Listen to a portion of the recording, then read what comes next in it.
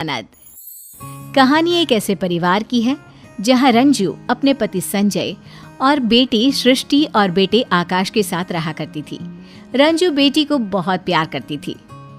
क्या माँ, सारा दिन घर के अंदर ही रहती हो? जरा बाहर निकल कर तो देखो, औरतें कितनी स्मार्ट है। अरे बेटा, मैं बाहर जाऊंगी तो घर का काम कैसे होगा? माँ, घर के काम के लिए नौकरानी रख लो ना। और हाँ, पापा से पैसे लेकर पार्लर में चलते हैं, वहाँ आपका मेकओवर करवाती हूँ। अरे बेटा, लेकिन पैसे क्यों बर्बाद करना? कल को आकाश को आगे की पढ़ाई के लिए और तेरी शादी के लिए भी तो पैसे लगेंगे ना। माँ, क्यों इतना सोचती हो सबके बारे में? सब अपने लिए जीते हैं तो तुम क्यों पीछे रहो?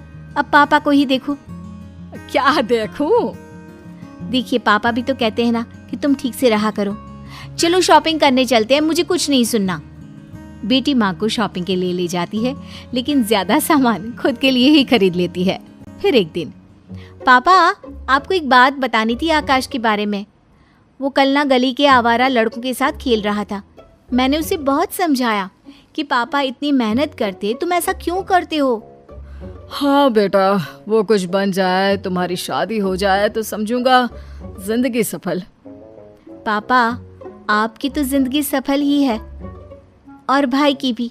शहर के सबसे महंगे एरिया में आपका घर है, जो बाद में भाई का हो जाएगा। आपको क्या दिक्कत है पापा? अरे बेटा, घर की ईंट थोड़ी ना खाएंगे, कम से कम बेटा कुछ कमाने लायक तो बन जाए। एक रोज, माँ, पिताजी, मैं आप लोगों को किसी से मिलवाने लाई हूँ। ये मयंक है, मैं इससे शादी करना चाहती हूँ। पर पापा, ये ना अभी सेटल नहीं है। सृष्टि, अभी कैसे तुम्हारी शादी करवा दे? अभी तो तुम्हारी पढ़ाई खत्म हुई है, कुछ काम कर लो, करियर बनाओ कुछ। देखो, मैं ऐसे शादी नहीं करवा सकता। कोई भी शादी के लिए नहीं मानता, तो एक दिन सृष्टि मयंक के साथ भाग जाती है, जिसके दुख में उसके पिता की मृत्यु हो जाती है। माँ, संभाल अपने आप को, कुछ खा ले, सारा दिन रोती रहती है। बेटा, तेरे पापा के बिना कैसे रहूंगी? और फिर तू भी तो कोई काम नहीं करता, कैसे चलेगा हम लोगों का घर? अब तू चिंता ना कर माँ, मैं कोई ना कोई काम जरूर करूँगा। फिर हम लोगों के पास इतना बड़ा घर है, इसका एक पार्ट हम लोग किराए पर चढ़ा देते हैं। माँ को बेटे की बात जम जाती है और फिर दोनों ठीक से रहने लगते हैं कि एक दिन, मत देख तो, सृष्टि आई है। सामने सृष्टि खड़ी होती है। उसकी हालत खराब होती है। सुंदर से दिखने वाली सृष्टि बिल्कुल नौकरानी जैसी लग रही होती है। माँ, मुझे माफ कर दे, मेरे कारण पापा नहीं रहे। माँ पहले तो सृष्टि से बात नहीं करती, लेकिन बेटे के समझाने पर वो उसे गले लगाकर रोने लगती है। तू कहाँ थी और वो मयंक कहाँ है? वो घर पर है, वो कोई काम नहीं करता तो नौकरी भी मैं ही करती हूँ। पापा के बारे में कल ही पता चला तो रहा नहीं गया माँ। कोई बात नहीं बेटा, किस्मत का लिखा कौन बदल सकता है। सृष्टि अब आए दिन माँ के पास रहती और उसके कान भरती। क्या माँ, तू भाई की शादी करा देना किसी पैसे वाले घर में। उसको जो दहेज मिलेगा उससे एक और घर खरीद ले। ये घर बेचकर अपने पास पैसे रख, कल को बहू आ जाएगी तो पैसे पैसे के लिए तरस ना जाए तू। अरे नहीं नहीं, आकाश मेरा ख्याल रखता है, वो ऐसा नहीं करेगा। माँ, बीवी के आने के बाद ना सब बदल जाते हैं, बाकी तेरी मर्जी। पर कहते हैं ना, रोज रोज एक ही बात को कान में डाला जाए तो वो एक दिन सच हो ही जाती है।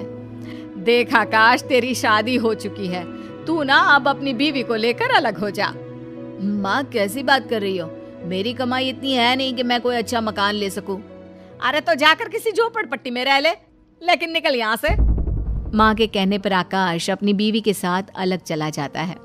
उसके जाने के बाद सृष्टि माँ के पास आती है।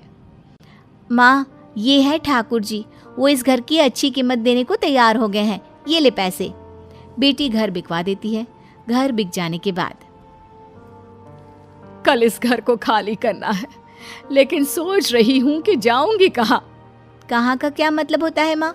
मेरे साथ मेरे घर, वो घर भी तो तेरा ही है ना। और फिर सृष्टि माँ को लेकर अपने घर आ जाती है। रात को, मयंक, अब तो हम लोगों के अच्छे दिन शुरू हो रहे हैं। माँ के पास बहुत सारा पैसा है, हम रोज अपने सारे शौक पूरे करेंगे। अगले रोज माँ, वो किराए के मकान का किराया देना बड़ा मुश्किल हो रहा है। सोच रही हूँ अपना एक मकान ले लूँ। डाउन पेमेंट दे देती तो ईएमआई तो मैं देती रहूँगी जैसे किराया दे रही हूँ। हाँ हाँ, ले ले बेटा, अब जो है तुम लोगों का ही तो है। वैसे मैं कुछ दिनों के लिए ना आकाश के पास जाने का सोच रही थी, बहुत याद आती है उसकी। क्या माँ, पागल हो गई हो? लाचार बना देंगे वो लोग तुमको, भिखारी की तरह रास्ते में छोड़ देंगे। नहीं माँ, तू नहीं जाएगी। सृष्टि माँ को भाई के पास जाने ही नहीं देती और किसी न किसी बहाने से उससे पैसे लेती रहती है। माँ, वो कार खरीदनी है, जरा पैसे मिल जाते तो। अरे बेटा, अब तो सारे पैसे खत्म हो गए हैं, थोड़े पैसे हैं वो तो मेरे पास रहने चाहिए ना। अरे तो मैं हूं ना माँ, तेरे रहने खाने पीने सबका जिम्मा तो मैंने ले रखा है, अब उसी का बिल समझ कर ही दे दे पैसे। माँ क्या करती, सारे पैसे बेटी को देकर खाली हो जाती है। फिर एक रोज, अरे माँ, क्या हो गया? आज सोकर नहीं उठी, नाश्ता भी नहीं बनाया, और ये इतनी खांसी क्यों आ रही है तुझे? पता नहीं बेटा, कल तो खांसी से खून भी आया था, डॉक्टर को दिखा देना जरा। खून? माँ, मुंह से खून आना सही नहीं है। मैं एक काम करती हूँ, मयंक से बात करती हूँ। शाम को सृष्टि पति से बात करती है। अरे ये तो खतरनाक बीमारी के लक्षण है सृष्टि, माँ के इलाज में तो बहुत सारे पैसे लग जाएंगे। अब अरे लगने दो ना पैसे, वो पैसे लगाएगा इनका बेटा। मैं कल ही माँ को भाई के पास छोड़ाऊंगी। अगले दिन, माँ, तुझे आकाश की याद आ रही थी ना, चल मैं तुझे ले चलती हूँ। हाँ बेटा, पता नहीं जिंदगी कितनी है, कुछ दिन उसके साथ भी रह लूं। बेटी माँ को लेकर भाई के घर जाती है, लेकिन वहाँ पर भाभी कहती है, वाह दीदी, जब तक माँ के पास पैसे थे अपने पास रखा, घर बिकवा दिया, सारा पैसा ले लिया। पता है मुझे कैसी हालत थी आपकी जब भागकर शादी की थी।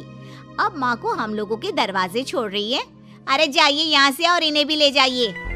तभी वहाँ आकाश आ जाता है। अरे माँ, कैसी हो माँ? सुगंधा की तरफ से मैं माफी मांगता हूँ। आओ ना अंदर, आओ सृष्टि। देख भाई, माँ की तबीयत ना ठीक नहीं है, इनको अच्छे से डॉक्टर के पास ले जाना। और हाँ, माँ को कुछ होना नहीं चाहिए, मेरी नजर रहेगी तुझ पर। वाह जी वाह, अब नजर रखोगी। अरे इतनी चिंता है तो साथ ले जाओ ना। तभी आकाश बीवी को जोर से डांटता है। ये माँ है मेरी, तुम्हारी हिम्मत कैसे हुई माँ और बहन से ऐसे बात करने की? माँ की आंखों से पानी आ जाता है। जिस लड़की ने अपने आगे अपने पिता की इज्जत को भी नहीं रखा और चालाकी से अपना मायका खत्म करने की कोशिश की, ऐसी लड़की के कारण मैंने अपना इतना अच्छा बेटा छोड़ा। मुझे माफ कर दे बेटा।